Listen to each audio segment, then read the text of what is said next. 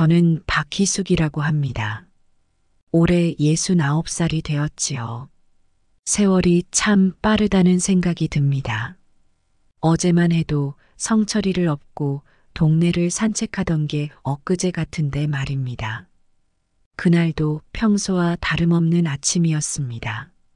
창밖으로 보이는 은행나무 잎사귀들이 노랗게 물들기 시작하고 있었지요. 가을이 오고 있다는 걸 실감했습니다. 어머니, 오늘 저녁 제가 특별히 요리했어요. 꼭 오세요. 성철이의 전화를 받은 건 점심 무렵이었습니다. 아들이 요리를 한다니 놀랍기도 하고 기대되기도 했습니다. 하지만 한편으로는 며느리 생각에 마음이 무거워졌습니다. 그래, 알았다. 저녁에 갈게. 전화를 끊고 옷장 앞에 섰습니다. 무엇을 입고 가야 할지 한참을 고민했지요. 결국 며느리가 결혼식 때 선물해준 옷을 골랐습니다. 오랜만에 입어보는 옷이었습니다. 이 옷을 입으면 며느리가 좋아할까? 거울 앞에 서서 한참을 머뭇거렸습니다. 주름진 얼굴과 하얗게 새버린 머리카락을 보며 한숨이 나왔습니다. 세월의 흔적을 지울 수는 없나 봅니다. 집을 나서며 현관문을 잠그는데 문득 쓸쓸함이 밀려왔습니다. 남편이 떠난 지도 벌써 5년이 지났네요. 그 후로 이 집에 혼자 살고 있습니다. 가끔은 너무 적막해서 견디기 힘들 때가 있습니다. 버스를 타고 가면서 창밖을 바라보았습니다. 사람들이 분주히 오가는 모습이 보였습니다. 모두들 바쁘게 살아가는 것 같았습니다. 나는 지금 뭐 하고 있나? 문득 그런 생각이 들었습니다. 아들 집에 가는 것 말고는 특별히 할 일이 없다는 게 서글펐습니다. 버스에서 내려 아들이 사는 아파트 단지로 걸어갔습니다. 평소에는 꼿꼿이 걸었는데 오늘따라 발걸음이 무거웠습니다. 아파트 현관에 도착해서 초인종을 누르자 성철이가 문을 열었습니다. 어머니 오셨어요. 어서 들어오세요. 성철이는 환하게 웃으며 저를 맞이했습니다. 하지만 집 안으로 들어서는데 며느리가 보이질 않았습니다. 아들아, 며느리는 어디 갔니? 아, 방에 있어요. 어머니, 저기 소파에 앉으세요. 제가 차를 준비할게요. 소파에 앉아 주변을 둘러보니 며느리의 흔적이 보이지 않았습니다. 잠시 후 성철이가 차를 가져왔고 그때서야 며느리가 방에서 나왔습니다. 어머님, 안녕하세요. 며느리의 인사는 형식적이었고 눈빛은 차가웠습니다. 저는 애써 미소 지으며 대답했습니다. 그래, 잘 지냈니? 네, 짧은 대답과 함께 며느리는 주방으로 향했습니다. 성철이가 어색한 분위기를 감지했는지 서둘러 말을 이었습니다. 어머니, 오늘 제가 열심히 요리했어요. 맛있게 드세요.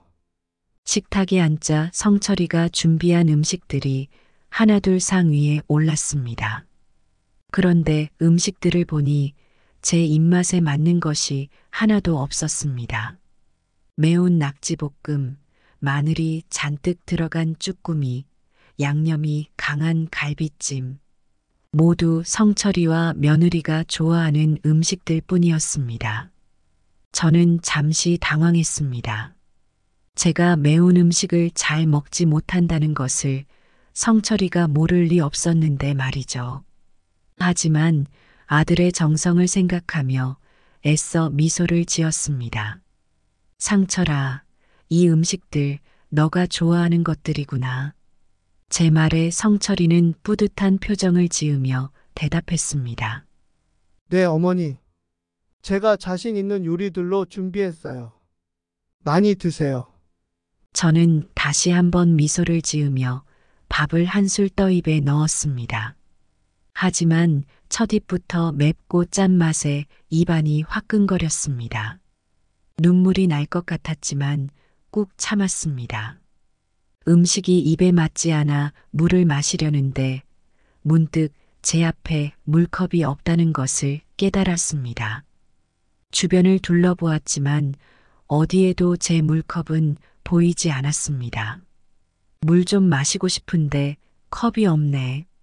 제 말에 성철이가 화들짝 놀라며 일어났습니다. 아, 죄송해요. 제가 가져다 드릴게요. 성철이는 서둘러 주방으로 가 컵을 가져왔습니다. 그 모습을 보며 저는 작은 위안을 느꼈습니다. 아들이 아직 나를 신경 쓰고 있구나 하는 생각에 마음이 조금 따뜻해졌습니다. 하지만 그 따뜻함도 잠시 컵을 들어 물을 마시려는 순간 성철이가 말했습니다. 어머니, 그 컵은 제 거예요. 순간 당황스러웠습니다. 손에 든 컵을 바라보니 성철이가 평소에 쓰던 컵이었습니다. 저는 아무 말 없이 컵을 내려놓았습니다. 가슴 한구석이 아려왔지만 표정 관리를 하려 애썼습니다. 성철이는 미안한 듯 다른 컵을 가져다 주었습니다. 하지만 그 컵은 평소에 사용하던 예쁜 컵이 아닌 오래된 플라스틱 컵이었습니다. 저는 그 컵으로 물을 마셨습니다. 차가운 물이 목을 타고 넘어가는 동안 제 마음도 함께 차갑게 식어갔습니다. 식사는 어색한 분위기 속에서 계속되었습니다. 성철이와 며느리는 둘이서 이야기를 나누며 맛있게 먹었습니다. 직장에서 있었던 일, 친구들과의 모임, 아이들 학교 이야기. 그들의 대화에 저는 끼어들 틈이 없었습니다. 반면 저는 겨우 밥 몇 숟가락을 뜨는 것이 고작이었습니다. 매운맛에 입안이 얼얼했고 짠 음식에 갈증이 났습니다. 하지만 더 이상 물을 달라고 하기가 민망해 참았습니다.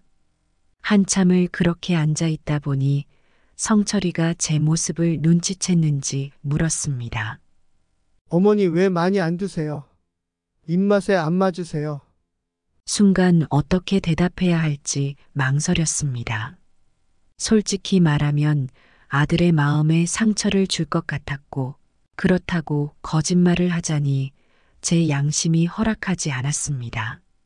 잠시 고민하다 결국 애매한 대답을 했습니다. 아니야, 맛있어. 그냥 내가 나이가 들어서 그런가 봐. 사실 입에 맞지 않아 먹기 힘들었지만 아들의 정성을 생각해 그렇게 말할 수밖에 없었습니다. 성철이는 안도한 듯 고개를 끄덕이고는 다시 며느리와의 대화에 빠져들었습니다. 저는 그저 그들의 모습을 바라보며 한숨을 삼켰습니다. 내가 이 집에서 어떤 존재인지 새삼 깨닫는 순간이었습니다. 식사가 거의 끝나갈 무렵 갑자기 며느리가 자리에서 일어났습니다. 저는 설거지를 도와주려나 싶어 덩달아 일어나려는데 며느리의 말에 그 자리에 굳어버렸습니다. 저 친구랑 약속이 있어서 먼저 나가볼게요. 뭐? 지금? 성철이가 놀란 듯 물었지만 며느리는 이미 옷을 갈아입고 있었습니다. 그녀의 행동이 마치 이 상황을 벗어나기 위해 서두르는 것처럼 보였습니다. 그때 성철이도 갑자기 무언가 기억난 듯 말했습니다. 나도 동창회 약속이 있었는데 깜빡했네. 성철이도 자리에서 일어났습니다. 저는 어리둥절한 채로 그들을 바라보았습니다. 방금 전까지 웃으며 대화를 나누던 두 사람이 갑자기 약속이 생겼다며 나가려는 모습에 당황스러웠습니다. 어머니, 저희가 먼저 나가봐야 할 것 같아요. 식사 마저 하시고 가세요. 성철이의 말에 저는 할 말을 잃었습니다. 처음부터 약속이 있었다면 왜 저를 부른 걸까요? 아니면 갑자기 생긴 약속인 걸까요? 여러 가지 생각이 머릿속을 스쳐 지나갔지만 입 밖으로 꺼낼 수 없었습니다. 그때 며느리가 짜증 섞인 목소리로 덧붙였습니다. 설거지는 하고 가세요. 어차피 할 일 없으시잖아요. 그 말에 가슴이 철렁 내려앉는 것 같았습니다. 눈앞이 캄캄해지는 듯했고 숨이 막히는 것 같았습니다. 저는 그저 그 자리에 굳어버린 채 아무 말도 할 수 없었습니다. 성철이와 며느리는 서둘러 집을 나섰고 저는 홀로 남겨졌습니다. 한동안 멍하니 앉아 있다가 천천히 일어나 제 그릇을 치웠습니다. 싱크대에 그릇을 놓으며 문득 물 한 잔 마시고 싶어졌습니다. 하지만 아까 성철이가 했던 말이 떠올라 결국 물도 마시지 못한 채 조용히 집을 나섰습니다. 집으로 돌아오는 길, 버스 안에서 오늘 있었던 일들이 주마등처럼 스쳐 지나갔습니다. 아들과 며느리의 차가운 태도, 입에 맞지 않는 음식들, 그리고 홀로 남겨진 순간. 집에 도착해 현관문을 열고 들어서자 정막만이 저를 반겼습니다. 신발을 벗으며 한숨이 절로 나왔습니다. 내가 무슨 잘못을 했나? 거실에 앉아 텔레비전을 켰지만 소리는 들리지 않았습니다. 그저 공허함만이 가득했습니다. 그날 이후로 저는 한동안 성철이의 집에 가지 않았습니다. 전화가 와도 바빠서 라는 핑계로 대충 얼버무렸습니다. 며칠 후 성철이에게서 전화가 왔습니다. 어머니 요즘 왜 연락이 없으세요? 괜찮으세요? 저는 잠시 망설이다 대답했습니다. 그냥 좀 바빠서 복지관에 자주 가고 있어. 아, 그러세요? 다행이네요. 저희 집에 언제 또 오실 거예요? 성철이의 말에 가슴이 아팠습니다. 정작 그날 있었던 일에 대해서는 아무 말도 없었으니까요. 글쎄, 시간 나면 가볼게. 전화를 끊고 한동안 멍하니 앉아 있었습니다. 문득 창밖을 보니 단풍이 물들기 시작하고 있었습니다.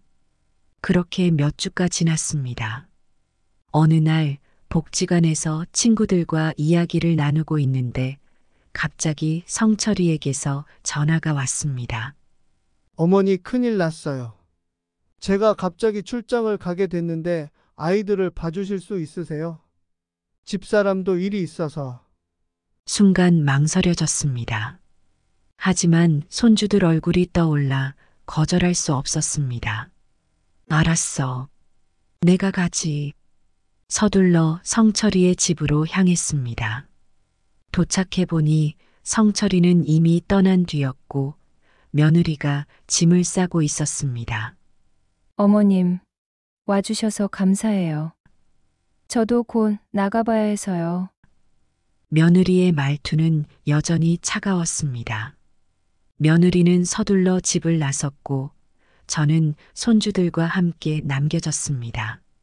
첫날은 평화로웠습니다. 손주들과 놀아주고 밥도 해주며 즐거운 시간을 보냈습니다. 하지만 둘째 날부터 문제가 생기기 시작했습니다. 큰 손주가 갑자기 열이 나기 시작한 겁니다.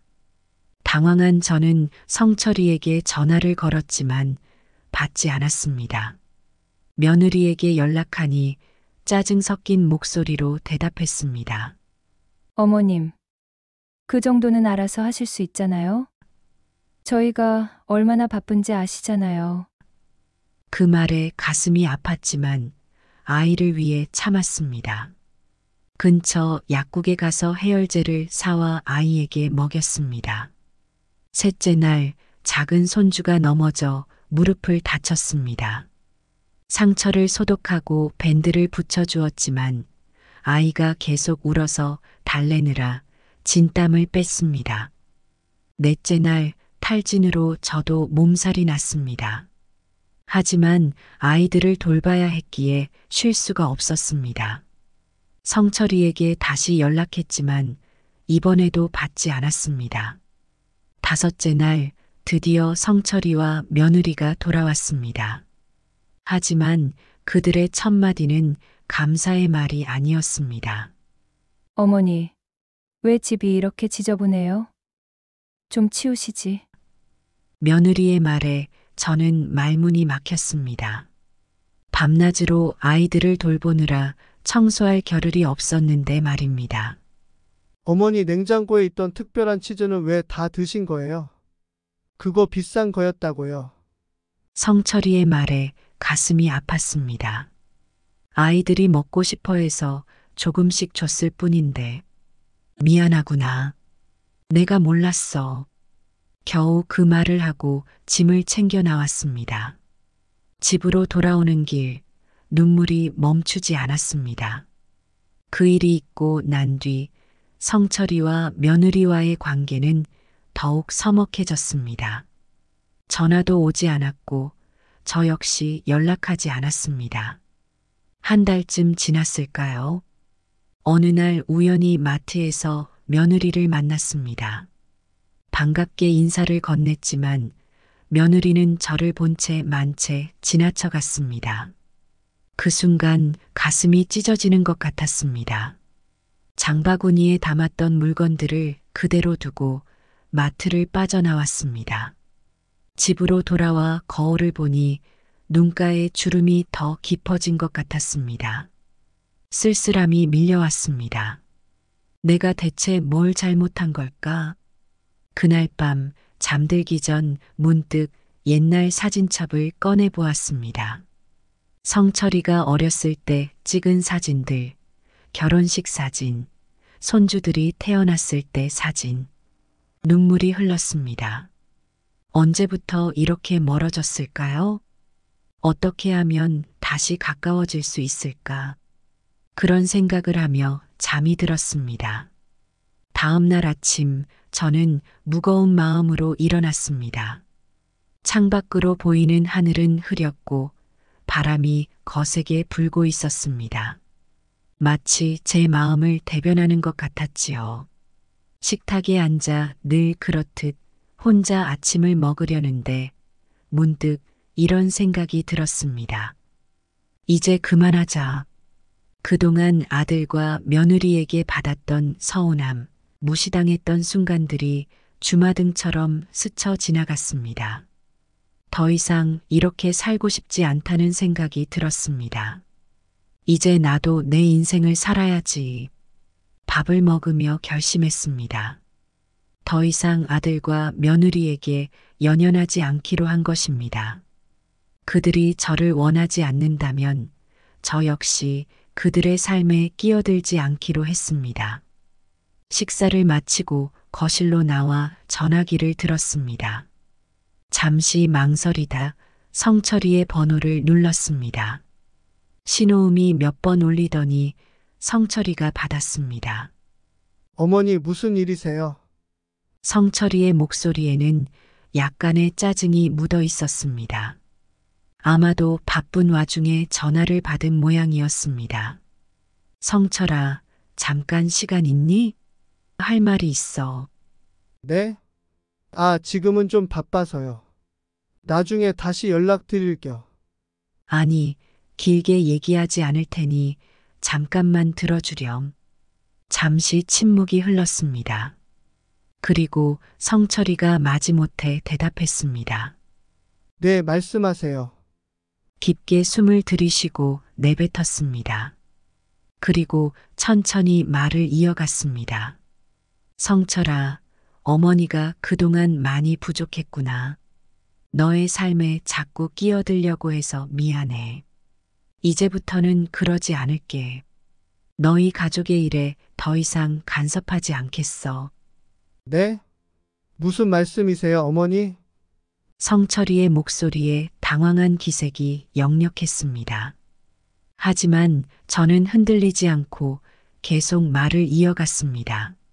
너희 부부가 나를 불편해하는 것 같아.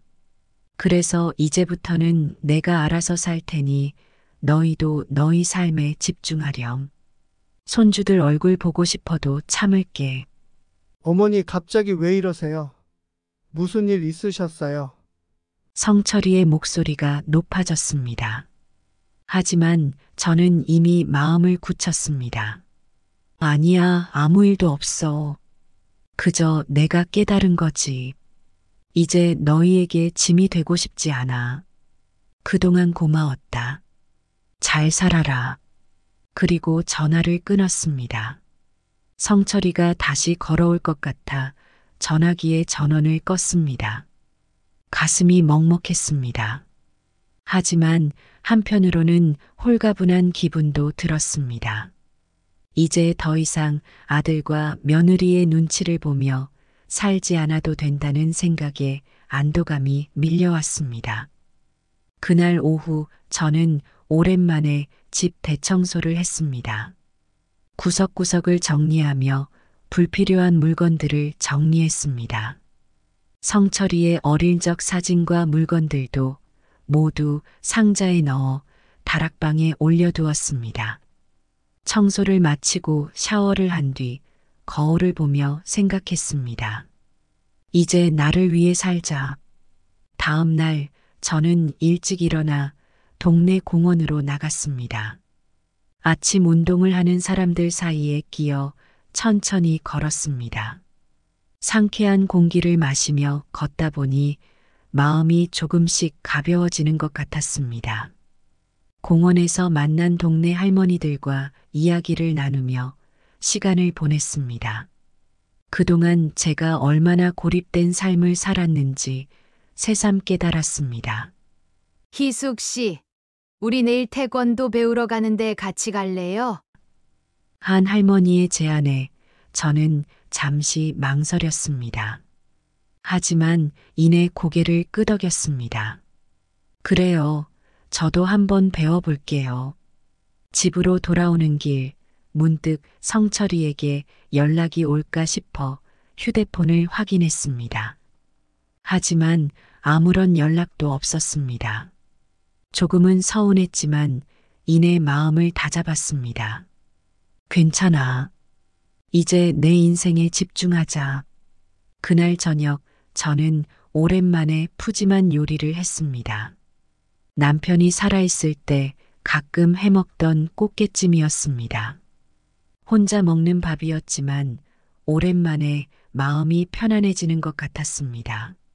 식사를 마치고 설거지를 하는데 갑자기 초인종이 울렸습니다. 놀라 문으로 향했습니다. 혹시 성철이일까 하는 생각에 가슴이 뛰었습니다. 하지만 문을 열어보니 옆집 아주머니였습니다. 희숙 씨, 내일 무료 건강검진 한다는데 같이 가요. 아, 네. 좋아요. 같이 가시죠. 이렇게 하루하루 새로운 일상이 시작되었습니다. 아들과 며느리에 대한 생각이 전혀 없었던 것은 아닙니다. 가끔 텔레비전에서 가족 드라마를 보면 가슴이 아팠고 길에서 손주 같은 아이들을 보면 눈시울이 붉어지기도 했습니다. 하지만 저는 계속해서 제 삶에 집중하려 노력했습니다. 태권도를 배우기 시작했고 노인정에서 하는 다양한 프로그램에 참여했습니다. 심지어 스마트폰 사용법을 배우는 강좌도 들었습니다. 한 달이 지나고 두 달이 지났습니다. 성철이에게서는 여전히 연락이 없었습니다. 가끔 전화를 걸까 하는 마음이 들기도 했지만 그때마다 제 결심을 떠올리며 참았습니다. 어느 날 복지관에서 만난 친구가 제안했습니다. 희숙 씨, 우리 여행이나 다녀올까요? 요즘 노인들을 위한 패키지 여행이 많다더라고요. 순간 망설여졌습니다. 하지만 이내 용기를 내어 대답했습니다. 좋아요. 어디로 갈까요? 그렇게 저는 인생 처음으로 혼자 여행을 떠나기로 했습니다. 목적지는 제주도였습니다. 비행기를 타는 것도 여행사 가이드를 따라다니는 것도 모두 처음이었습니다. 여행을 준비하면서 문득 성철이에게 알려야 하나 고민했습니다. 하지만 이내 그 생각을 접었습니다. 이제 제 인생의 주인공은 저 자신이라고 다짐했으니까요. 여행 전날 밤 가방을 싸면서 옛 앨범을 발견했습니다. 성철이의 어릴 적 사진, 며느리와 함께 찍은 사진, 손주들의 사진. 한동안 앨범을 넘기다 문득 눈물이 흘렀습니다. 이제 정말 끝인가? 하지만 이내 마음을 다잡았습니다. 앨범을 덮고 가방에 마지막 짐을 넣었습니다. 다음 날 아침 설레는 마음으로 집을 나섰습니다. 공항으로 가는 버스에 오르며 생각했습니다. 이제 새로운 시작이야. 비행기에 탑승하고 창밖을 내다보았습니다. 구름 사이로 보이는 도시의 모습이 점점 작아졌습니다. 마치 제 과거의 아픔도 저 멀리 사라지는 것 같았습니다. 제주도에 도착해 첫 발을 내딛는 순간 가슴이 벅차올랐습니다. 이제야 진정한 제 인생을 살게 된 것 같았습니다. 5일간의 여행은 꿈같이 지나갔습니다. 오름을 오르고 바다를 보고 맛있는 음식을 먹으며 그동안의 스트레스를 날려버렸습니다. 함께 간 노인정 친구들과 수다를 떨며 웃고 떠드는 시간도 즐거웠습니다. 마지막 날 숙소 앞 해변을 걸으며 생각했습니다. 이렇게 살아도 괜찮구나. 집으로 돌아오는 비행기 안에서 저는 조용히 눈을 감았습니다. 이제 더 이상 아들과 며느리에게 매달리지 않기로 했습니다. 제 인생은 제가 책임지고 살아가기로 한 것입니다. 집에 도착해 현관문을 열었을 때 이상하게도 마음이 편안했습니다. 예전에는 이 적막한 집이 너무나 외롭고 쓸쓸하게 느껴졌는데 이제는 달랐습니다. 이곳이 바로 내 보금자리구나. 짐을 풀고 샤워를 한 뒤 오랜만에 집 전화기에 전원을 켰습니다. 수십 통의 부재중 전화와 음성 메시지가 쌓여 있었습니다. 대부분 성철이에게서 온 것이었습니다. 잠시 망설이다 음성 메시지를 들어보았습니다. 어머니 어디 계세요? 왜 전화를 안 받으세요? 걱정돼서 그러는데 연락 좀 주세요. 성철이의 목소리에는 걱정과 불안함이 묻어 있었습니다. 하지만 저는 더 이상 흔들리지 않았습니다. 전화기의 전원을 다시 껐습니다. 이제 저는 제 인생의 새로운 장을 열기로 했습니다. 아들과 며느리 그리고 손주들과의 관계는 이제 과거의 일이 되었습니다. 가슴 한편이 아프긴 했지만 이것이 저와 그들 모두를 위한 최선의 선택이라고 믿었습니다. 다음 날 아침 저는 일찍 일어나 화분에 물을 주었습니다. 창가에 놓인 화분들이 햇살을 받아 반짝이는 모습이 아름다웠습니다. 이제부터 시작이야, 희수가. 스스로에게 속삭이며 새로운 하루를 시작했습니다.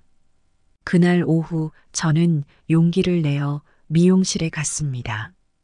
늘 단정하게 틀어 올린 머리를 과감히 잘랐습니다. 거울 속 제 모습은 낯설었지만 한편으로는 새로워 보였습니다. 어머, 희숙 씨 젊어 보이네요. 미용사의 말에 저도 모르게 웃음이 나왔습니다. 집으로 돌아오는 길, 사람들이 저를 다르게 바라보는 것 같았습니다. 다음 날 복지관에 갔을 때 친구들은 저의 변화에 놀랐습니다. 희수가 무슨 일 있었어? 완전히 다른 사람 같네. 그냥 나를 위해 살기로 했어요. 그 말에 친구들은 잠시 침묵했다가 하나둘 박수를 쳤습니다. 그래, 잘했어. 우리도 그렇게 살아야 하는데. 그날 이후로 저의 일상은 더욱 바빠졌습니다. 노인정의 프로그램뿐만 아니라 동네 문화센터에서 하는 강좌도 들었습니다. 서예, 요가, 영어회화. 못 해본 것은 없었습니다. 한 달이 지나고 두 달이 지나면서 저는 점점 더 활기차고 건강해지는 것을 느꼈습니다. 아침에 일어나면 거울 속 제 모습에 미소 짓게 되었습니다. 하지만 가끔 밤에 혼자 있을 때면 성철이와 손주들 생각이 나곤 했습니다. 그럴 때마다 저는 깊게 심호흡을 하고 마음을 다잡았습니다. 이제 그만하자. 이게 나를 위한 거야. 3개월이 지났을 무렵 복지관 친구가 제안했습니다. 희수가 우리 봉사활동 한번 해볼까? 요양원에서 사람을 구한다더라. 처음에는 망설였지만 이내 동의했습니다. 다른 사람을 돕는 일이 저에게도 도움이 될 것 같았습니다. 요양원에서의 봉사활동은 생각보다 힘들었습니다. 하지만 그곳에 계신 어르신들의 미소를 볼 때마다 가슴이 따뜻해졌습니다. 할머니, 고마워요. 덕분에 하루가 즐거워요. 한 어르신의 말씀에 눈시울이 붉어졌습니다. 문득 제가 그동안 얼마나 이기적으로 살았는지 깨달았습니다. 나만을 위해 산다고 생각했는데 다른 사람을 도울 때 더 행복해지는구나. 그날 이후로 저는 더욱 열심히 봉사활동에 참여했습니다. 요양원뿐만 아니라 고아원, 유기동물 보호소 등 다양한 곳에서 봉사했습니다. 시간이 흐르면서 저의 마음도 조금씩 변화했습니다. 성철이와 며느리 그리고 손주들에 대한 원망이 조금씩 줄어들었습니다. 그들도 나름의 이유가 있었겠지. 6개월이 지났을 무렵 저는 큰 결심을 했습니다.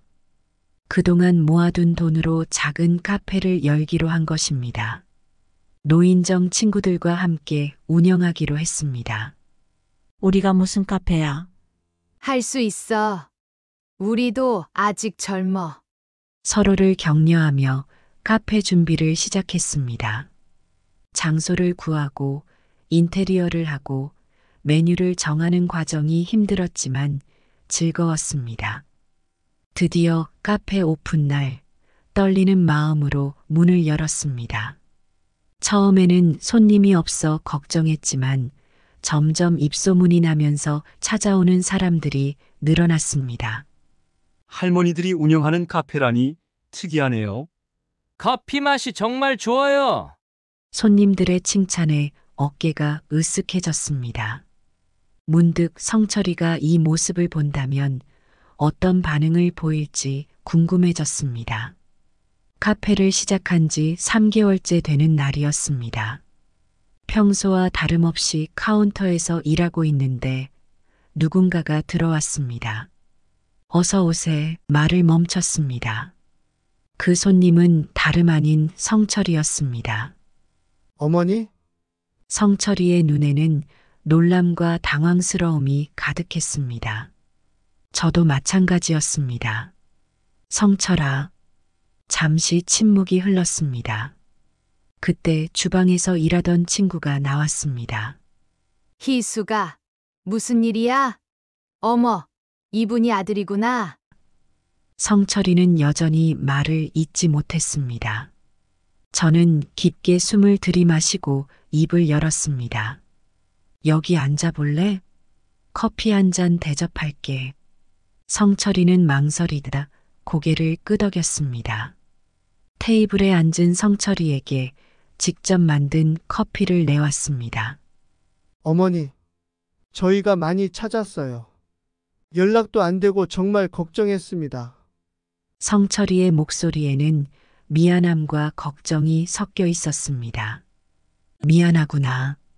하지만 난 잘 지내고 있어. 보다시피 성철이는 주변을 둘러보더니 다시 저를 바라봤습니다. 정말 놀랐어요. 어머니가 이런 곳을 운영하실 줄은. 그래, 나도 놀랐단다. 내가 이런 걸 할 수 있을 줄은 몰랐지. 잠시 침묵이 흘렀습니다. 그때 성철이가 조심스럽게 말을 꺼냈습니다. 어머니, 집에 놀러 오시면 안 될까요? 아이들이 할머니를 많이 보고 싶어 해요. 그 말에 가슴이 아려왔습니다. 하지만 저는 고개를 저었습니다. 성철아, 난 지금 이대로 좋아.